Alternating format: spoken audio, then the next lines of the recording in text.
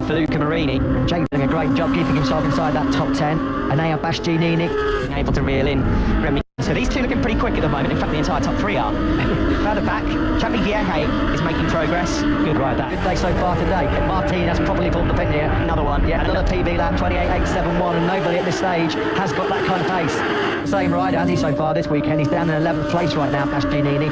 He's 8/10 down on Marcel Schrotter, who's had a really good fight back through as well. Schrotter was 21st in the group. He's half a second quicker on that last lap than Remy Gardner. The problem is, by the time he gets through on the Australian, if he gets through on the Australian, which is not going to be an easy task, on that last circuit, we are halfway through this race though. There's a lot of race left here, but you'd think that 1.2 seconds, the race leader, Martin. This could be a very, very nice few weeks or so for Jorge Martin, on course for back-to-back wins in Moto2. Apparent contender for sure in 11th right now, which is uncharacteristic. Has been given a track limits warning, so he's going to have to keep it on the asphalt. Here's a re-MTS team, especially Ben Snyder.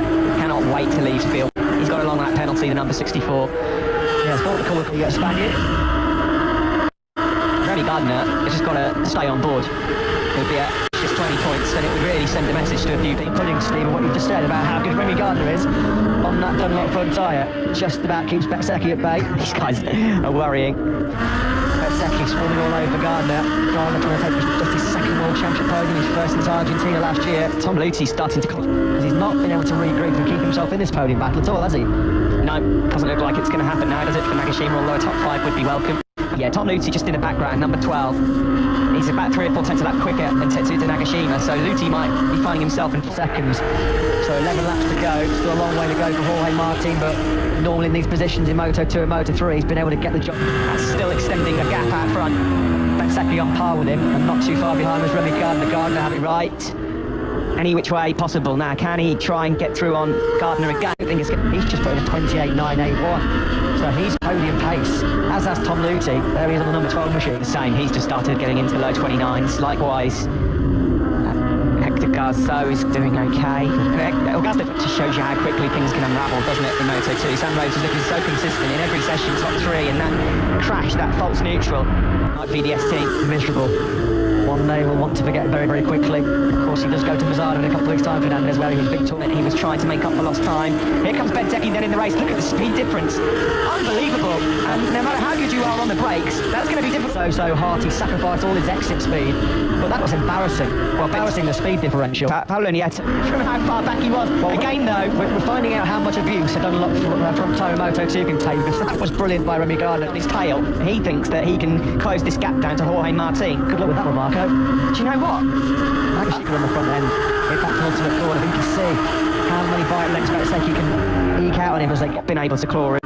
Jorge Martin, so why not give someone else a go? Bezzecchi's already putting a couple of bikes second quicker than the two in front of him on that last lap, as Marini here, the World Championship leader, is trying to fend off Xavi Vierge in the battle. This that gap then to Luzzi in 5th spot for these two men.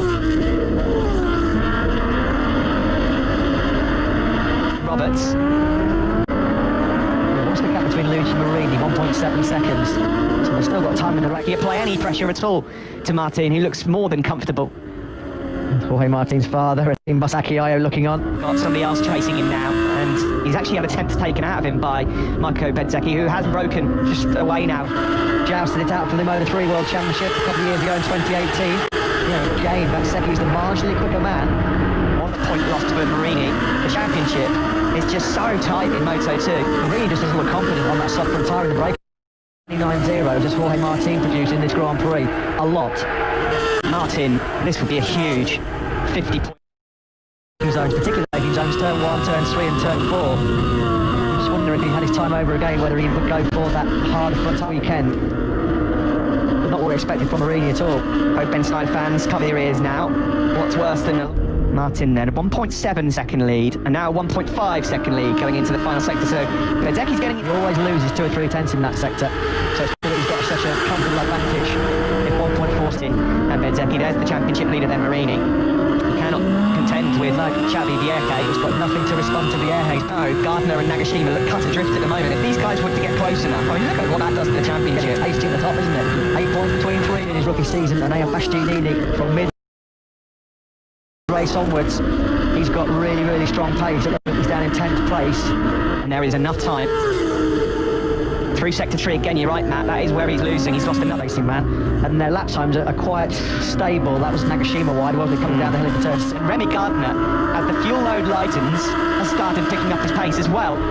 Is there a twist in the tail? Hitting 8.969. Breaking into turn 3 by Bezzecchi.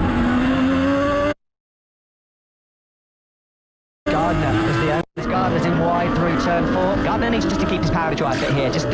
Surely he'll be able to see Bezzecchi's reeling in, like seeing that gap coming down on his pit board. Has he got anything left up his sleeve? Jorge Martin, can he respond? Breaking into turn 4 at the end, because he might not have any front tyre left at this rate. This has been brilliant by Bezzecchi. What a fireback he's made. 3 times a couple of years ago. There he's down to under a second for the first time. Yeah, he's just been given the message. I mean, the guys in the Red Bull team are literally waving quite a rapid rate.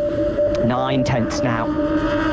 The incentive here, isn't there, of his first Moto2 victory, but place punishing for the tyres, punishing for the riders. You'll find out now, because once it gets under 8 tenths of a second, look at Gardner there, sector by sector, reeling in that rider up ahead of you. And crucially, Steve, he's nibbled away at Martin's advantage in sector 2. Martin's on to make up the time he loses on corner exit. On the base going into corner, he's got that Triumph 765 CC engine squealing on the red line as well.